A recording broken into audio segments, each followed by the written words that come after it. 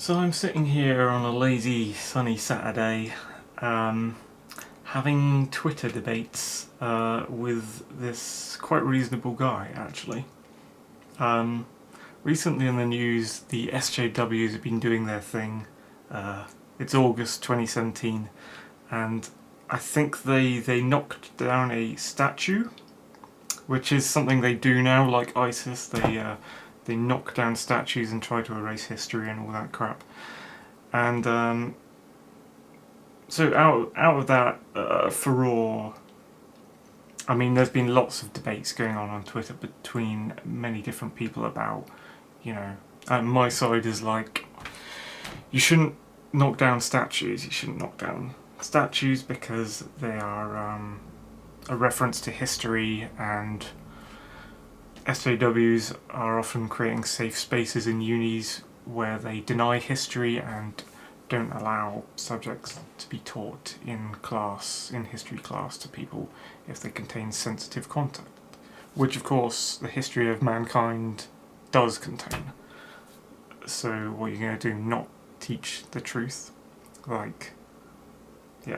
So out of this kind of context, loads of people talking on Twitter about you shouldn't knock down statues, or you should knock down statues and all that, and I got into one such debate on Twitter, which, unlike many arguments I have on Twitter, actually turned out quite enlightening and friendly by the end of it.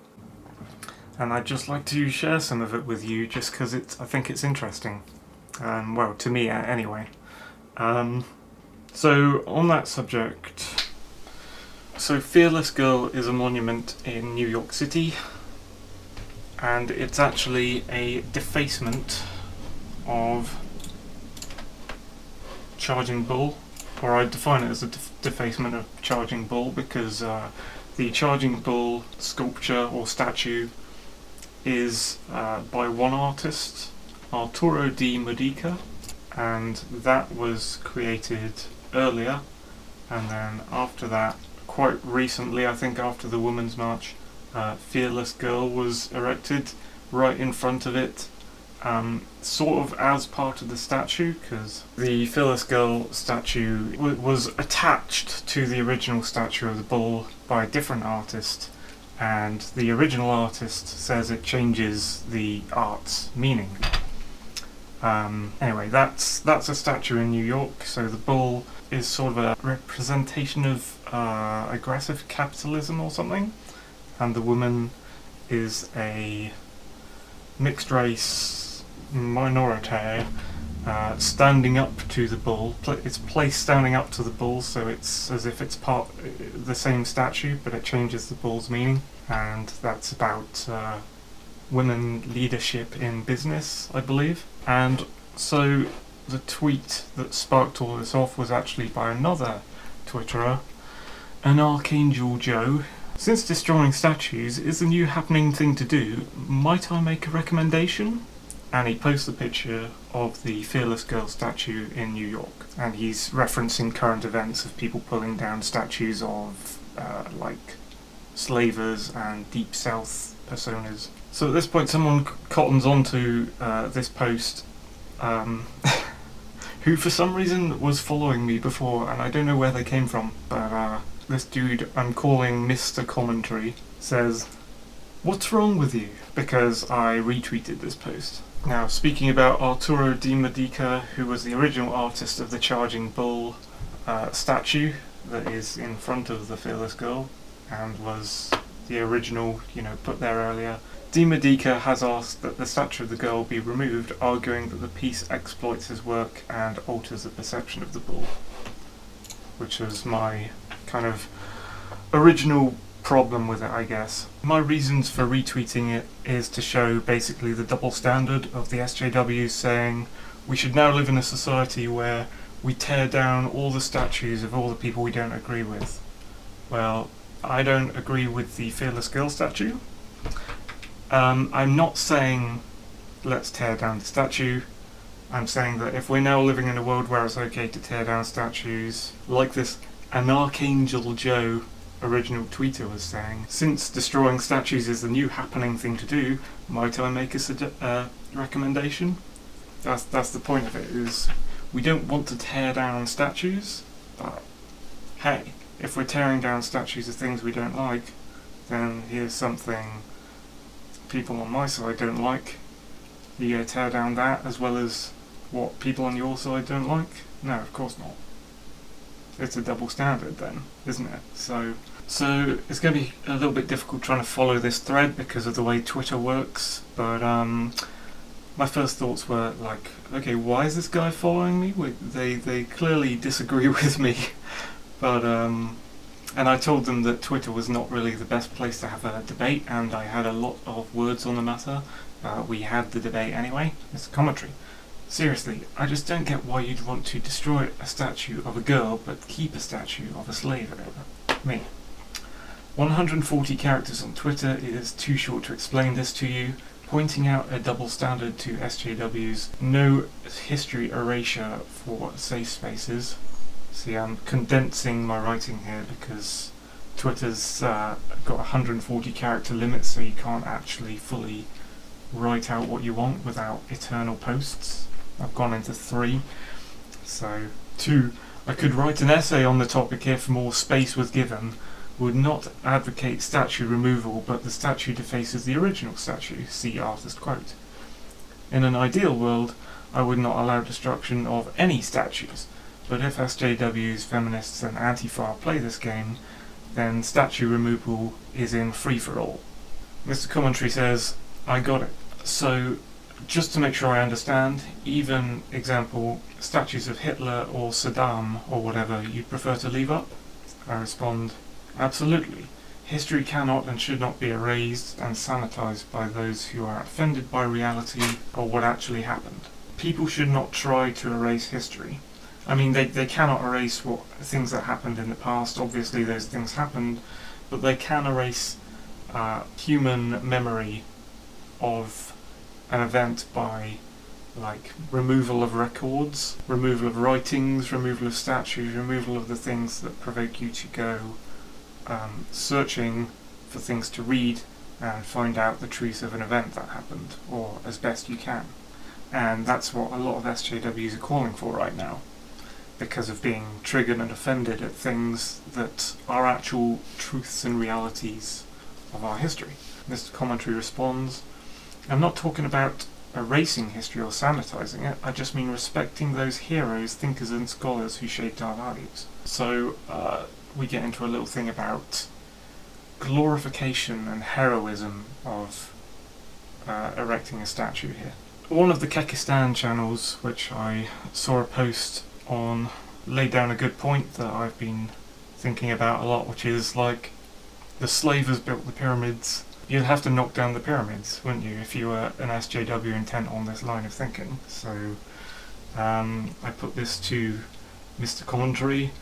Would you like to take down the pyramids that slaves were forced to build? Knock them down tomorrow? And he says, no, of course not. Same for the Taj Mahal and any other historical monument. But those monuments in the south are mostly not historical. I disagree there. They are historical. They were built during Jim Crow around 100 years ago. I have to find the next frigging set of replies because of the way Twitter's designed. It's not all together. I respond, Jim Crow isn't a time period. It doesn't matter who built the statues and what those people originally thought. The building of the statue itself was a part of history, as well as the events, that the statue describes by being. He says, okay, this is where we disagree. Context matters. I don't want to retire to a museum any statue that snowflakes cry about. But yes, son, this is why you should have these debates on something like deviant art. The design is terrible. This should also be a video about how bad Twitter is for conversing.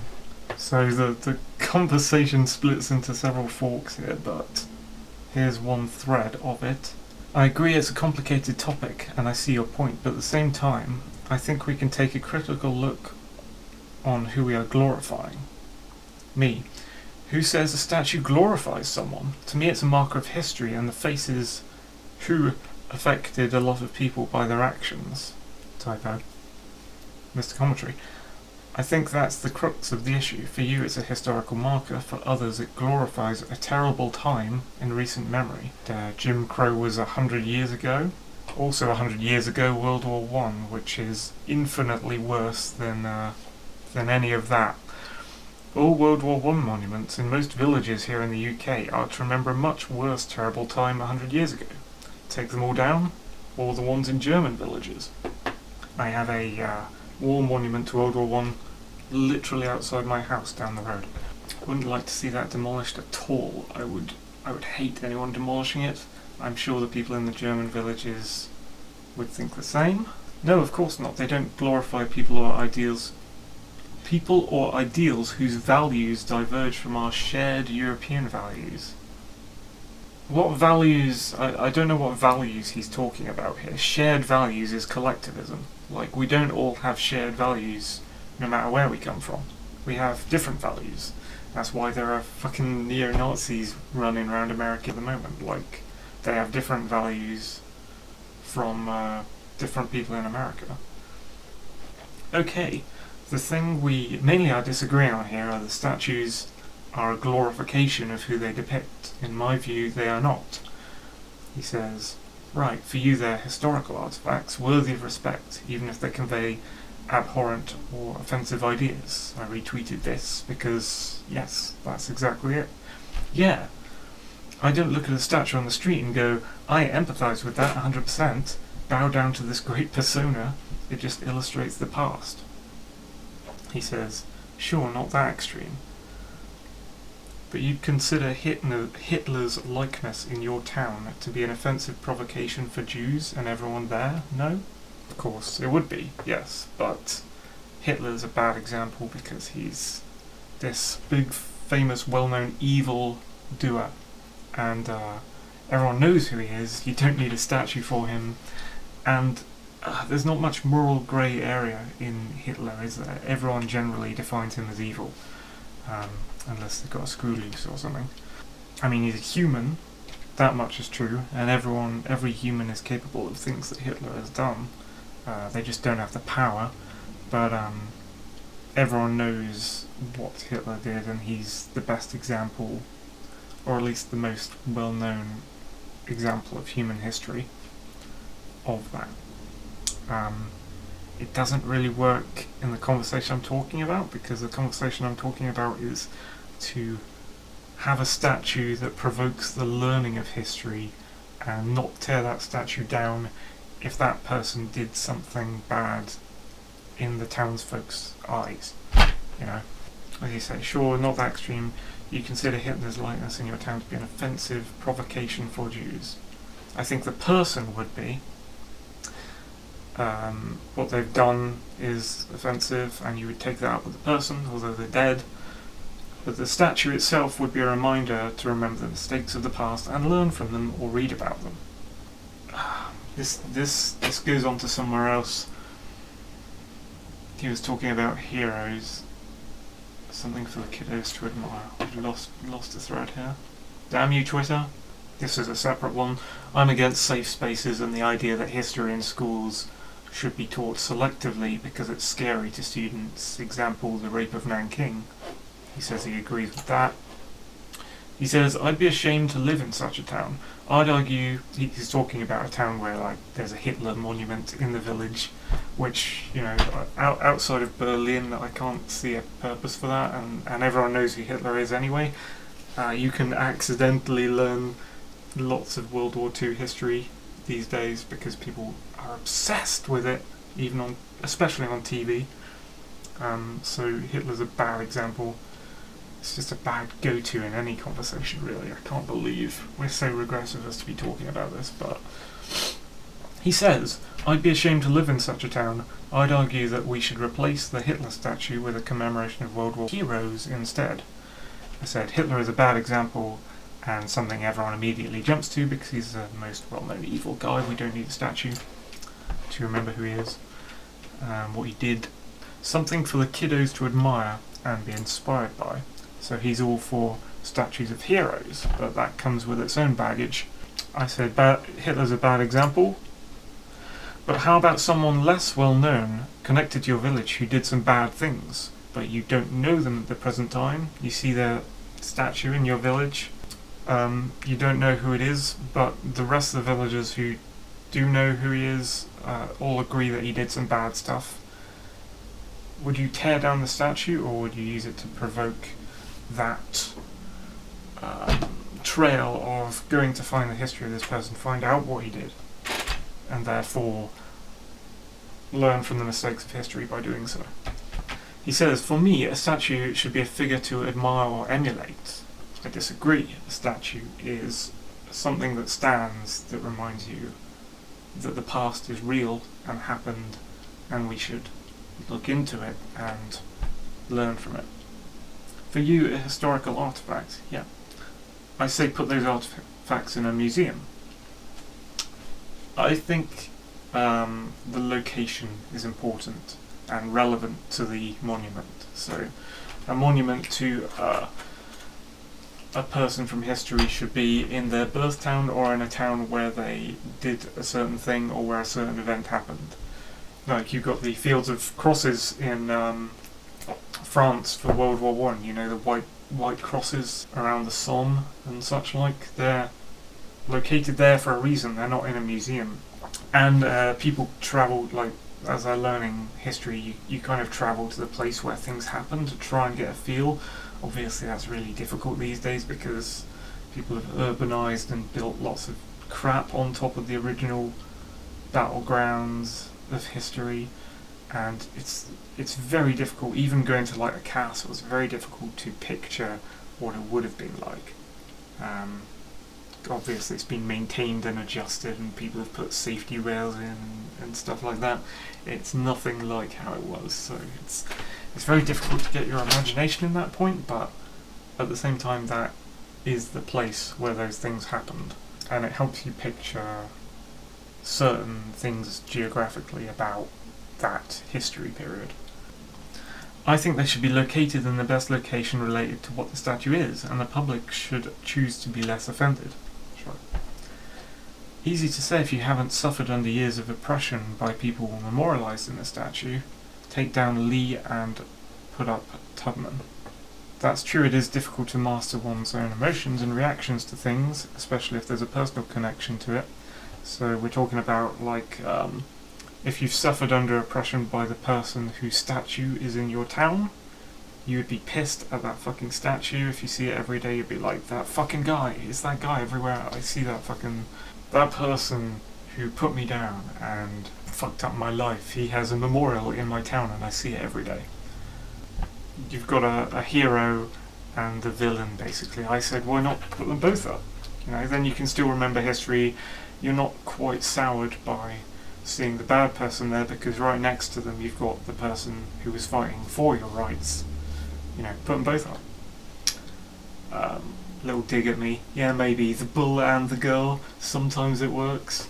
And I thought, thinking about it, that's not really a historical monument, so our conversation has progressed onto something else. It's semi-historical.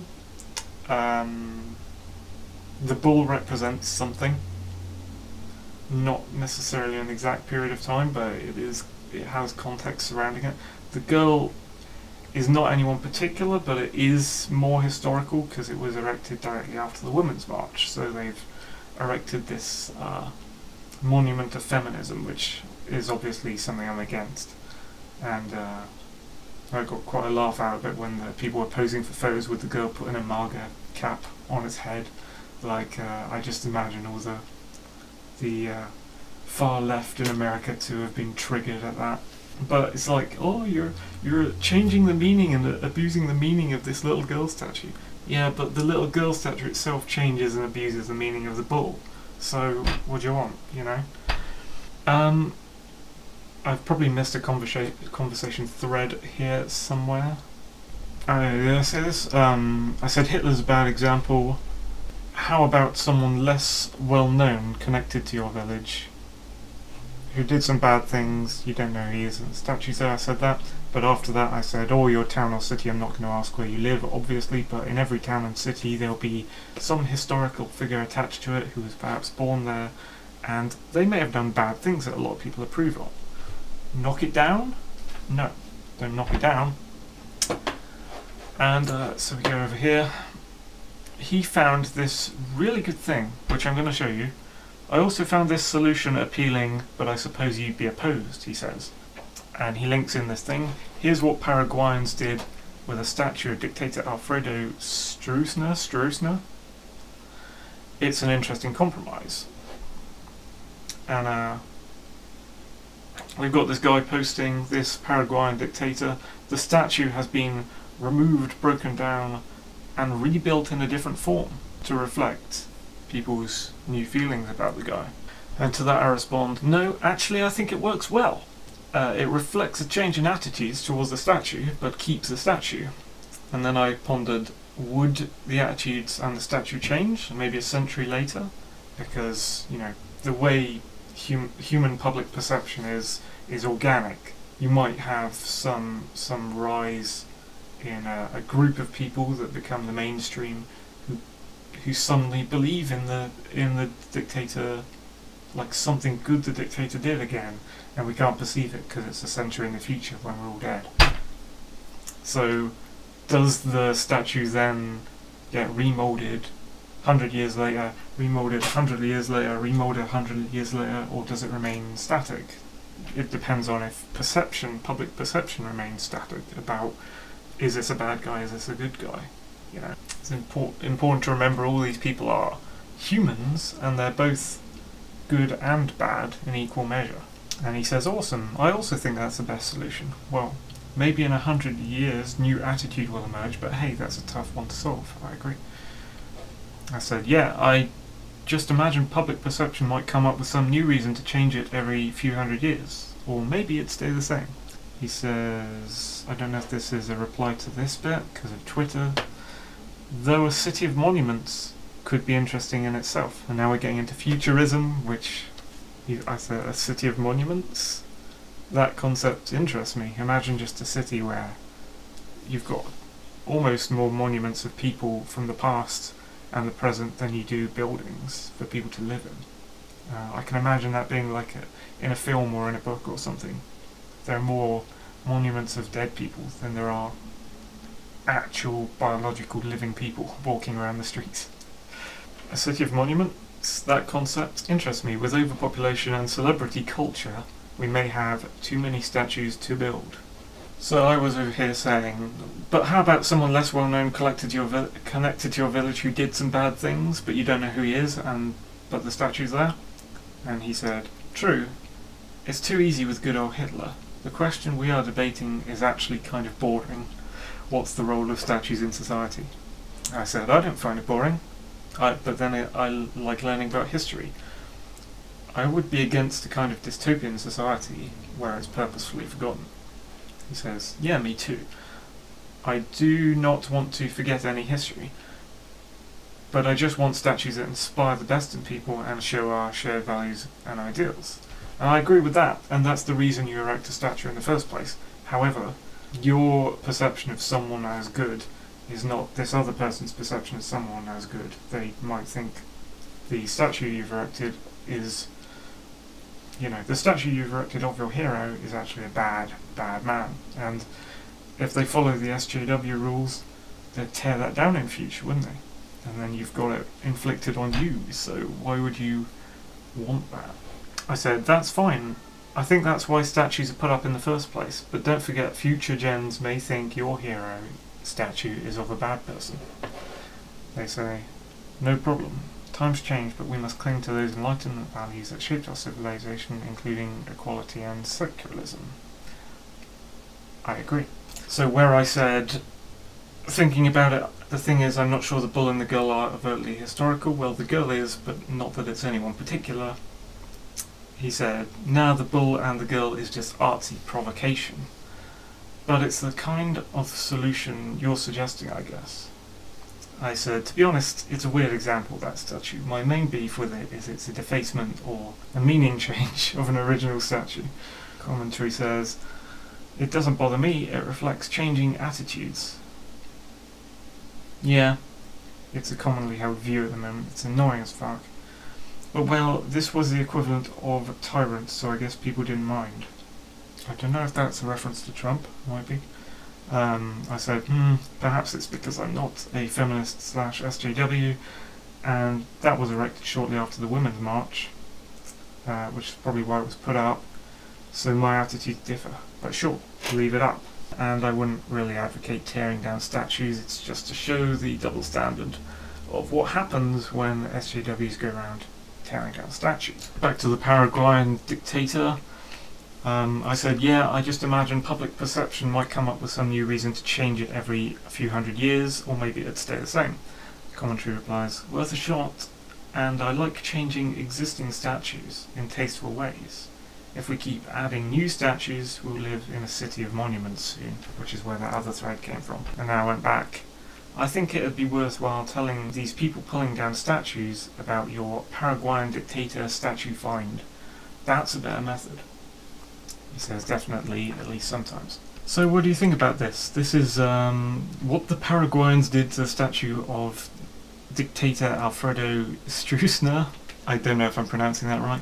I think this is an okay compromise, you know? I think if the SJW is going to go around tearing down statues, I don't think they should tear them down because the statue is a link to history. I think, they should reconstruct the statue as some new piece of art where the statue remains, but, And then there's the original artist to think about, so that's worth keeping in mind, is that an artist designed it.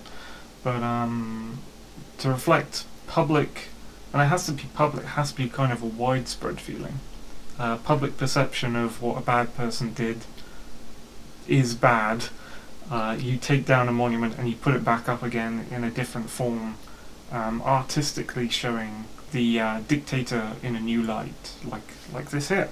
That I would approve more of that than what the crazy SJWs are doing right now.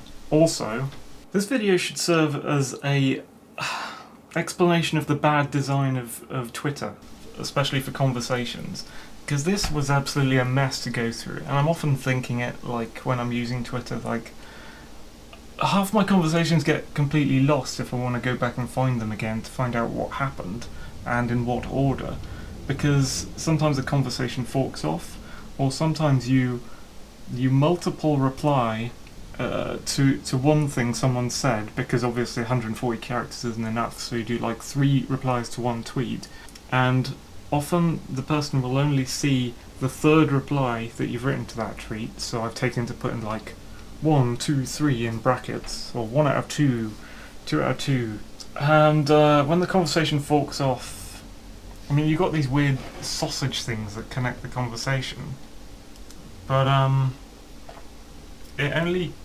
connects the first reply to that tweet and all the direct replies to that tweet, and ignores the 2nd and 3rd reply to that tweet, which are vanished from this. You see this stream of I respond, he responds, I respond, he responds. What you're not seeing there is I've responded 3 times at some points in this, and to one of these tweets. It's not just me, him. It's him, me, him.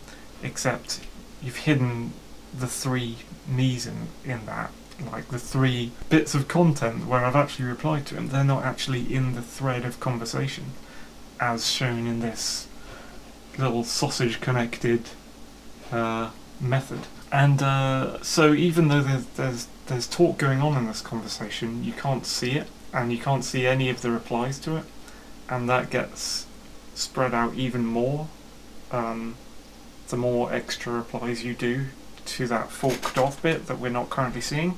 Twitter, what the fuck is this method of conversing? Sort yourself out. You're not as bad as Tumblr, I'll give you that much. If you go on Tumblr, the method of conversation is purposefully omissive, is that a word? When you omit lots of things. It purposefully hides tons of information about your conversation. I would say DeviantArt is currently getting it right. Facebook's not doing bad, even though I hate Facebook and I'm ready to leave it fully. I haven't tried Minds. I haven't talked to people on Minds. I think it's hard to find where you talk to people on Minds, although I keep getting a pop-up for a chat box, which is annoying. Anyway, so there's your video about defacement of statues. Quite an interesting concept, actually. You could get... I could write an essay on it. You could get quite deep into it. And the great compromise that this guy outlined, he was quite reasonable in the end, even though he disagreed. I'd like to have chats with people like this more than the crazy, violent, irrational people, because this guy was clearly rational. He just had a different opinion from me, and I could understand where he was coming from. And we need, it's easier to talk to people like that than it is an insane SJW. So maybe he is one. I don't know. I have no idea. I don't know where I'm going with this. More reasoned debate, less fucking terrible web design, and stop trying to remove history. Stop trying to hide history because people are terrified of things that actually did happen and we do need to show to people. Bye!